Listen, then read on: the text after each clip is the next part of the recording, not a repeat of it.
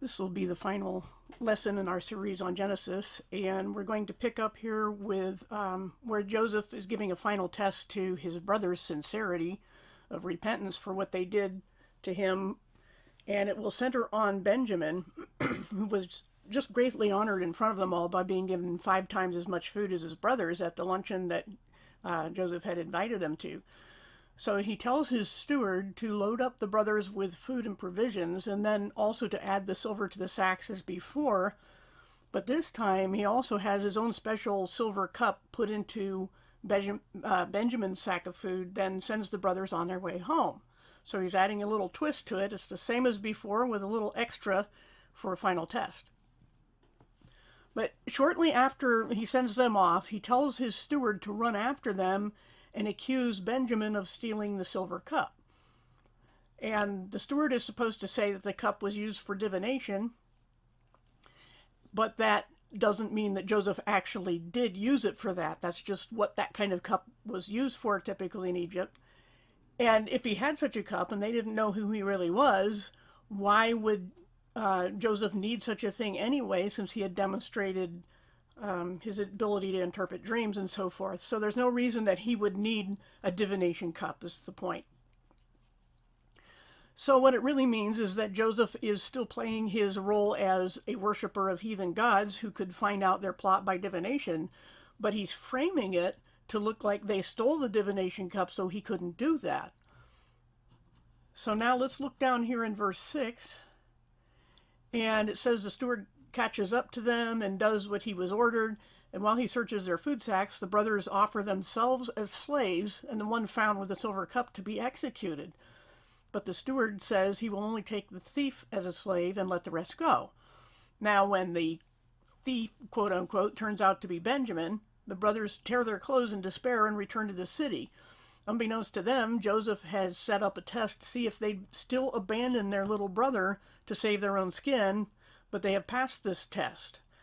Even so, they're now experiencing the depth of grief they had caused their father so long ago, and in both cases, it has come through false pretenses. They lied to their father about what happened to their brother, and now their brother is lying to them and making them have the same kind of degree of grief that they had caused their father. But the lie has a purpose. It's to set them up to test them and see whether they would still be the kind of people who would abandon their own little brother to save themselves. So now down in verse 14, it says that they all arrive at Joseph's house, and once again they bow to the ground before him. They don't even try this time to plead their case anymore, but they have resigned themselves to what they expect will be their fate, which wasn't deserved from the current false accusations. They knew they were innocent of theft, but from their own past sins. So they're just deciding that this is all happening because of what they did long ago, and that they were being falsely accused because of their past actions. So Joseph repeats what the steward had said about letting them go, but keeping Benjamin as a slave. But as we'll see here in verse 18,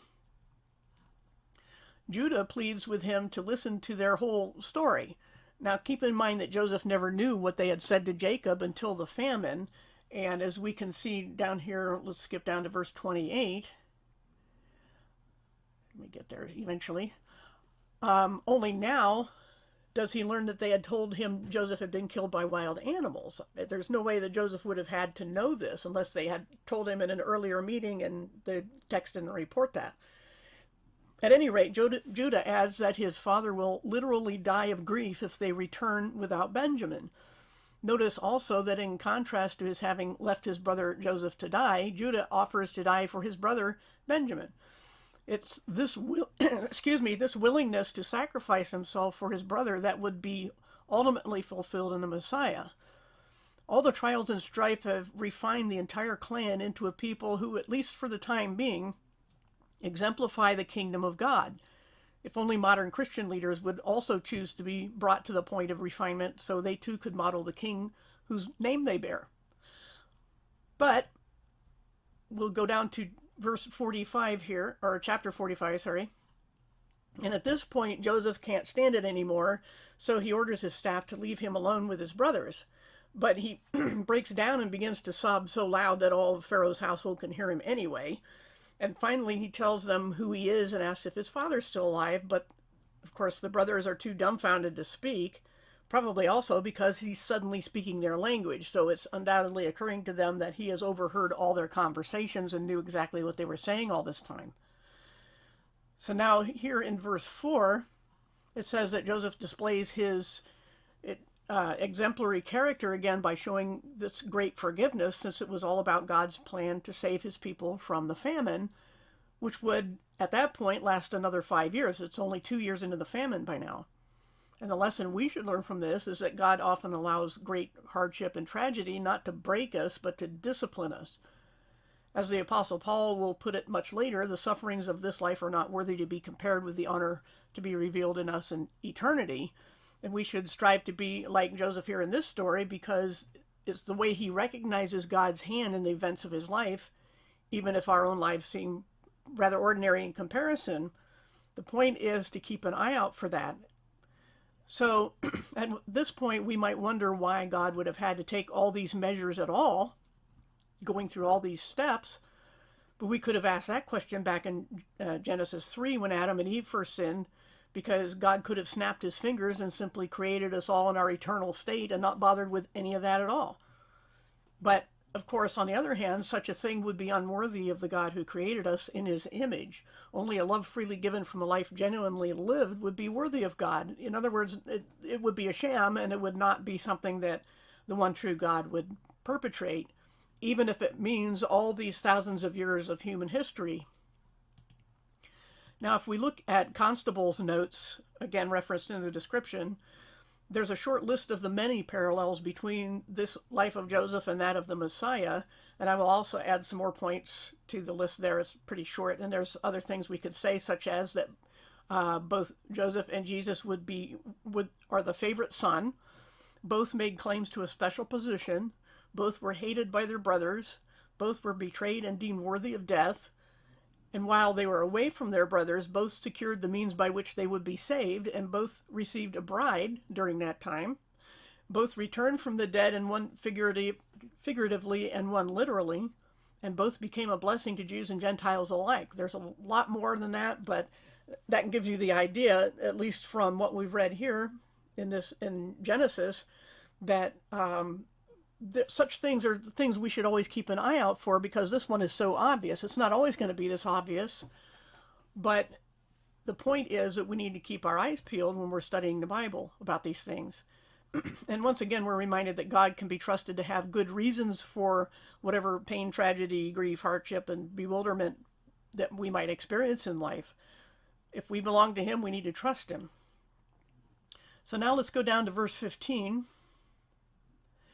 And there we see that finally Joseph's brothers, who couldn't say a kind word to him before, are able to talk finally. And of course, we can only imagine what they said because it isn't written for us. But meanwhile, the word spread throughout Pharaoh's household that Joseph's brothers had come. So Pharaoh tells Joseph to spare no expense in seeing to it that all of his brothers, their families, possessions, everything, and their father, of course, will all be moved down to Egypt and settle in the best land, because, as noted earlier, there would be 5 more years of famine in that area of the world, including Canaan, where Jacob and the brothers had been living. So now down to verse 21. And Joseph sends them off with a gentle warning not to fight amongst themselves along the way. There's some discussion about what that really means, what he was talking about, but the point mostly is just kind of a side comment, and maybe just kind of a wink when he said that, who knows. But the main point is that it took a bit of convincing for Jacob to believe that Joseph was alive at all, let alone prospering. But finally they convince him, and he agrees to move down to Egypt. So that brings us to chapter 46. And it says that along the way, Jacob gets a visit from God at the place where he had that vision of stairs to the sky, or to the heavens, so many years before. And God tells him that this move to Egypt is his doing, and that his people will become a great nation as promised. But though he himself will die there, his descendants will eventually return to Canaan. Constable points out in the notes that the text calls him Israel again here, after he finally believes his son is alive and well after all. And to that we could add that his joy at the realization could be compared to the future joy of the women when they realized that Jesus had risen from the dead. There's a lot of parallels there as well. Now to verse 27. And most of the rest of this chapter is a list of all the families, which the Greek text, the Septuagint on the left, totals as 75 rather than the Masoretic text, the Hebrew text on the right, which has 70. The difference is possibly due to the Greek text including Joseph's family, and this is the number also given by the first Christian martyr Stephen in Acts 7:14. He also says 75. So then, regardless of that, Joseph meets them in Goshen, and they all have a good cry, and then he tells them that the Egyptians find shepherds repulsive, which is what all of Jacob's family were, which turned out to aid the people of Israel remaining separate from the surrounding culture of the Egyptians, as opposed to their mingling with other people in Canaan. So the revulsion of the Egyptians to shepherds would actually serve the purpose of God in keeping them separate. We'll also find out later that, especially I think in Constable's notes, that the Egyptians also had a special loathing of body hair for some reason, and that would be another way to keep the people separate, because the people of Israel, of course, didn't shave their beards or anything, so that too made them repulsive to the Egyptians, not in the way of hating them as people, but they just didn't have things in common, didn't tolerate some of the the work they did and their appearance. So that's what that's about. So now we come to chapter 47,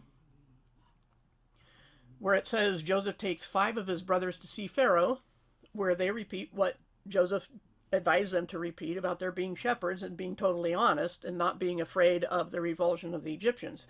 So not only does Pharaoh grant the best land to them, he also puts them in charge of his own flocks and herds, especially since his own people consider that kind of work beneath them. So this was a win-win. And then down in verse 7, we'll see that Joseph presents his father to Pharaoh, and Jacob gives him a blessing. So the lowly older man is giving a blessing to the powerful empire official, the Pharaoh of Egypt. And then Pharaoh in return sees to it that Jacob and all his family, all his people would have whatever they needed. So things are going pretty well at the moment. And then down in verse 13, it says that the famine is reaching the point where Egypt and Canaan have run out of money to buy food anymore. So Joseph tells them to start selling their animals, and when the famine still continues, they have nothing left to offer but themselves and their land. So they willingly sell themselves to Pharaoh, and they are moved into the cities, as it shows. Let me go down to verse 20. Because that's where the food was stored, and there was no way to plow the land anyway. There had been no rain, and so he had them all moved to the cities. And in this way, Pharaoh came to own everything and everyone, at least in Egypt. And the only people exempted were the priests of Egypt, who didn't have any land in the first place and depended on Pharaoh for their support anyway. And then the Israelites. Those were the only 2 groups of people who were not sold into slavery. So clearly God's promise to Abraham that he would father a great nation and also bless Gentiles along with them as a result is at least partially fulfilled in all this. And Jacob, who had been taken his father's blessing by deceit, would not live as long as his father or grandfather, would not die in the promised land. So there are always, we can't assume that when things are forgiven that necessarily God can wipe the slate completely clean, because of promises he's made and things that has set up that can't be revoked. So he works it out. So as just mentioned, since Jacob had deceived his father, then he would not inherit the blessing of long life in the land that would normally go with someone who has been obedient as he had been. So Pharaoh calls the land Ramses, and you'll have to look at Constable's notes on various theories dealing with the fact that the Pharaoh by that name had not yet been born. This confuses some people and causes other people to claim the Bible is not authentic or not trustworthy.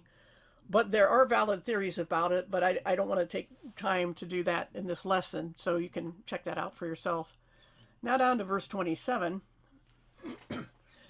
And this last section of the chapter ends with the account of how the group of 75 souls grows exponentially in Egypt, and Jacob's eventual demand that Joseph must swear to take his bones back to the promised land when he dies. So this is indisputable proof, at the very least, that Jacob believes God's promises at the end of his life. He knows not only for his father at this time, but later for himself, we'll see that he's still remembering and believing these promises. So now down to chapter 48, and Joseph presents his sons to Jacob, who formally adopts them as his own, making them equal heirs with his other 11 sons. So in this way, Joseph actually receives the double portion of birthright normally given to the oldest son, which would have been Reuben. And as Constable points out, this also symbolically makes Joseph on an equal level with their father. And he was actually the oldest son of Jacob's intended first wife, Rachel. So again, it works out in ways we wouldn't expect, and we often gloss over when we read these things. So he was supposed to be the oldest son, and now he's getting the blessing through his sons, the double portion. So this is probably why the text has Jacob mention Rachel in verse 7, which otherwise seems to break the flow of Jacob's train of thought here. He's doing these blessings and so forth, and then he stops to talk about Rachel. And that's what there's speculation that I think is grounded, that that's the reason he brought it up then, is the fact that she was supposed to have been his first wife. So now down to verse 12. And after this, we see that Jacob pronounces his blessing on Joseph's two sons, but Jacob blesses the younger more than the older, which at this point should come as no surprise to anyone familiar with how God has a habit of going against the social norms. Pattern repeating. So now in verse 17, it says that Joseph sees this and presumes that his nearly blind elderly father has put his right hand, this supposed to go to the oldest son, on the younger one, so he tries to move Jacob's hands, but Jacob refuses and proceeds with the blessings.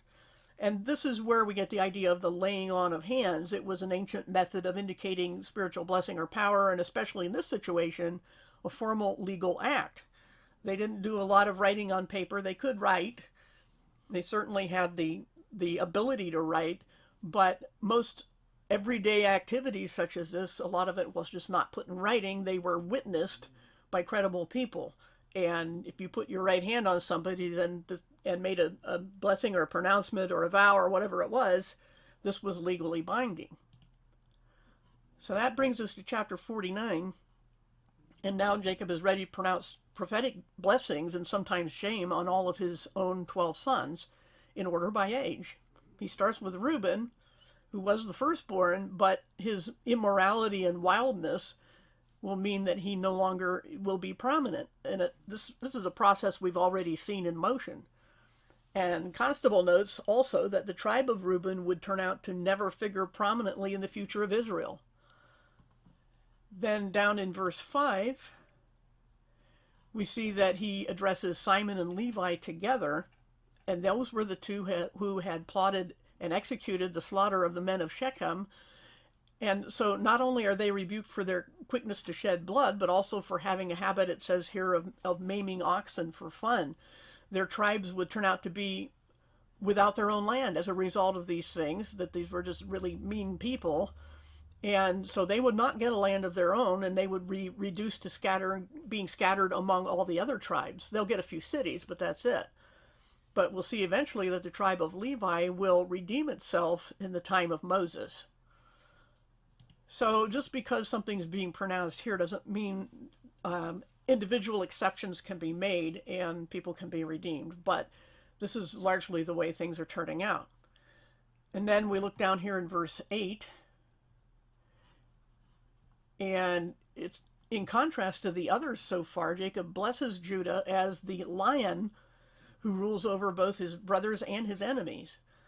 His descendants will always include rulers and leaders until the very day the Messiah comes, as it indicates in verse 10 there. However, this does not mean there will be no interruptions. After all, not even Judah was such a great person all his life, but he was the one to repent and unify his brothers. So again, we see this redemption principle that, as with Levi, that we haven't seen yet, but we will see. We've already have been seeing the redemption of Judah because of his change of heart and how he was willing to sacrifice himself. So that's why he's being given this blessing in starting in verse 8. Now we go down to verse 11, and it's continuing the blessings of Judah, but in terms that undeniably point to the Messiah exclusively. Since they point back to the end of verse 10, they're continuing that thought. And this is where predictions are made about him tying a donkey's colt to a choice vine and washing his robes in wine. Now, we may be thinking that this refers to his crucifixion and death, but Constable thinks that these terms refer instead to the eventual millennial kingdom, since they're symbols of prosperity and blessing and security. And you can read his rationale there. This is further supported by the descriptions of his eyes and teeth. So he makes a good case for it, Constable does.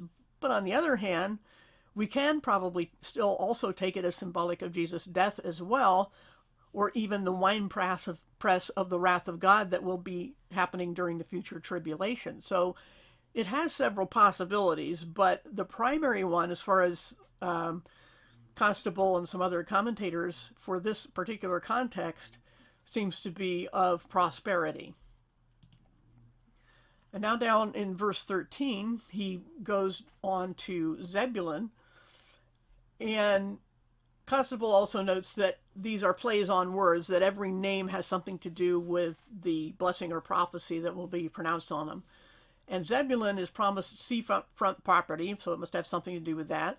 Issachar will excel at farming, and Dan will be a judge in Israel, which is how it turned out. But he adds that Dan will also be like a snake along the road who lies in ambush. And it seems from verses 17 and 18 that the victim will be his own brothers who cry out to God to be delivered from him. Now, it's upon that which many believe the future Antichrist will come from the tribe of Dan. William Dankenbring, who in my opinion has done some good research on the integrity of the Septuagint over the Masoretic text, nonetheless argues primarily from extra-biblical sources to support this theory, which, in my opinion, carry no weight because they're claiming to be prophetic statements rather than simply historical. I am all for using extra-biblical text to establish the truth of the Bible's historical claims, but not when it comes to spiritual issues or prophecies. That's exclusive to the Bible in its accuracy. So I'm kind of disappointed in Dankenbring's take on all that, but he is at least someone with some reputation as a researcher who promotes this theory that the tribe of Dan will produce the Antichrist. The few biblical citations besides this particular passage here include Revelation 7, 5 through 8, which omits Dan from the list of the tribes of Israel, and Jeremiah 8, 16 and 17, which speaks of the tribe of Dan. But that passage actually speaks of the fact that Dan is the tribe farthest north in Israel. So they would be the first to sight the enemy or hear the enemy approaching, and that's what the context there is describing. And it's the city of Dan rather than the whole tribe, if you look at it carefully. So there's a city called Dan in the northernmost part of Israel who is the first to be aware of an impending attack. That's what you get from the context there.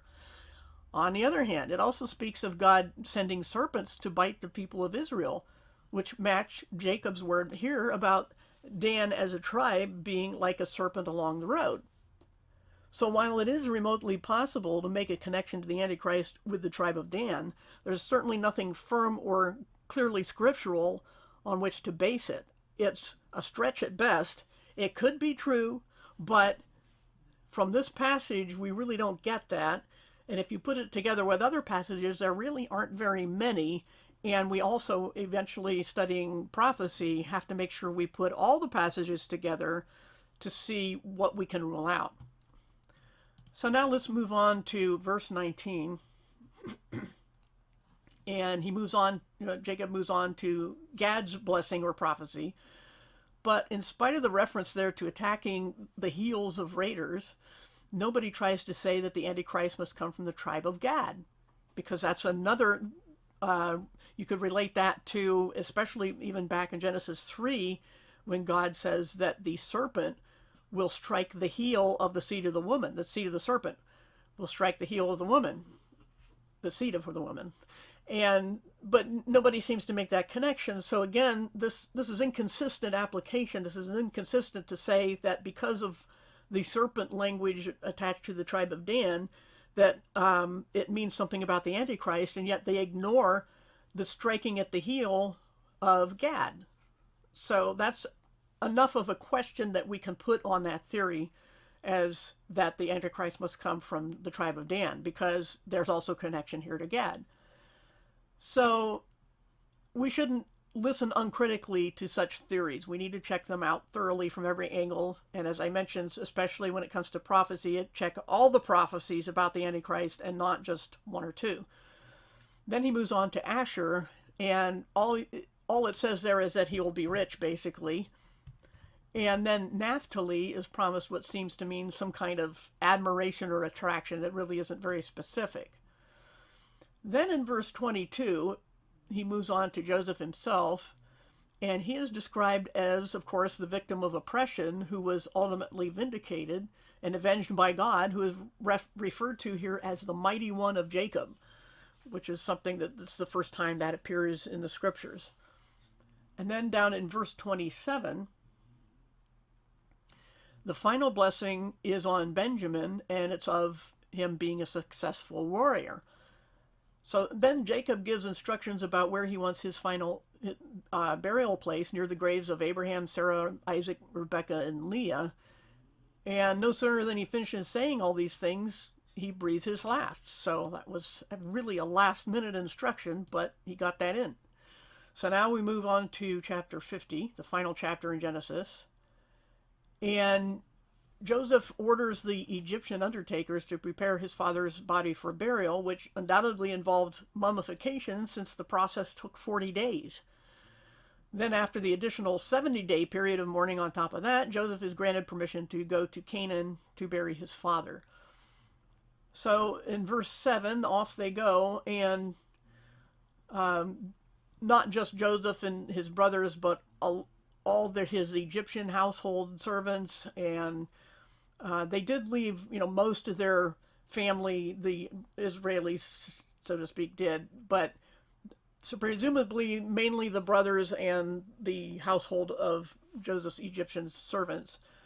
And when they get to Canaan, which is where those burial places were, the locals there thought they were all just Egyptians that went there to mourn, so they named the place after that event. And notice in the Masoretic text on the right that the Hebrew word for Egypt is Mizraim, which refers to Egypt being divided into two parts, upper and lower. So that's where that name comes from. It's the divided land. So now down to verse 15. And now that their father is gone, Joseph's brothers are afraid that he'll avenge himself anyway. So they make up this story about Jacob telling them to tell Joseph to forgive them. And Joseph just cries some more because they're breaking his heart, because he's already assured them and given them his word that they won't be harmed, but they still have this guilty conscience that caused them to make up one last story, because the text never says he actually ever told them these things. And the timing of it is what's sealing the interpretation here, as far as I'm concerned, that this was a story they made up. So he explains again that he can't be angry with them, since it was all in God's plan to save the entire nation. That's what his motivation was, what Joseph's motivation was this whole time, all these years, was that he trusted God. And once he saw the whole picture, he was even more convinced that he had no reason to be upset with any of the people who had mistreated him, because he saw God's hand in it. And that's something a lesson everybody even today needs to learn, because we often just think, that God has abandoned us or maybe he's not real or something like that, when in fact, if we're just patient and trusting, it will work out. But it's guaranteed not to work out if we don't trust him, if we claim to belong to him. So let's go on down to verse 24, the last paragraph of the chapter and the book. But though he is the second youngest, Joseph realizes in time that he will be the next to die. For whatever reason, he has a shorter lifespan than his brothers. So he makes his brothers swear to take his bones with them in the distant future after God comes to rescue them. A statement which must have sounded very strange at the time, since they were well protected at the moment, and as far as we know, they were not aware of the prophecy of their eventual enslavement. So they probably didn't know what he meant by that, but they agreed to do it anyway. And so that's a little bit of evidence of their own faith and trust. So he makes this final request, which is hard to refuse anyway, about them needing rescuing eventually, and that when they do leave Egypt, they must remember to take his remains with them. So though Joseph's body is embalmed per Egyptian custom, he's not buried, but just placed in a coffin to await his eventual departure to the promised land when his people return there. Because it doesn't say he was buried, it just said he was placed in a coffin. So he's in some kind of mausoleum or something for who knows how many years at that point, and that's where that ends. So that concludes our study of the book of Genesis, and we've learned a few things. One, that God chooses to work both through and around his people, and either because of them or in spite of them, either for their ultimate good or ultimate fate, depending on their choices. We've also learned that in this process, God habitually chooses the least likely vessels to carry out his plans.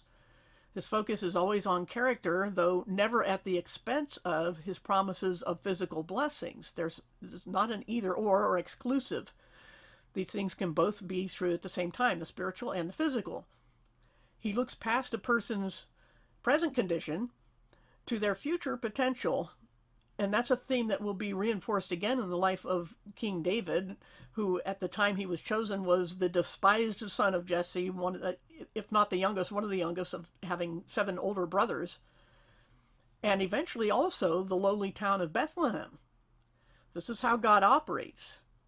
He's not going to pick who we think he should pick. He's not going to pick the biggest, strongest kid for the football team, because that's not the game he's playing. So anytime God intervenes in history, and we will see this throughout the Old Testament especially, he picks the least likely people. And even when Jesus picked his disciples, he did not pick the religious leaders. He did not pick the rich for the most part. He picked tax collectors who were despised. He picked fishermen.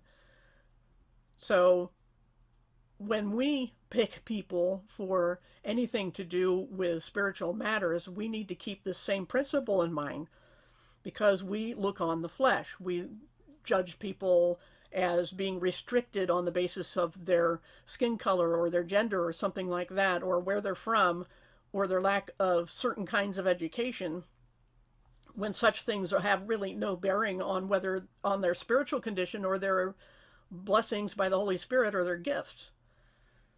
So God's way, if we look at the Bible, is not the way of patriarchy necessarily, even though God is choosing a line through patriarchy, through the males. We have to remember that the original promise to crush the serpent's seed was the seed of the woman, not the man, and that there are reasons that aren't fully explained to us for everything that happens between those 2 points, between the fall of man and eventual redemption. But more about that when we get to the New Testament eventually. But right now, we're going to finish up our study of Genesis and hopefully have some lessons on Exodus in the near future.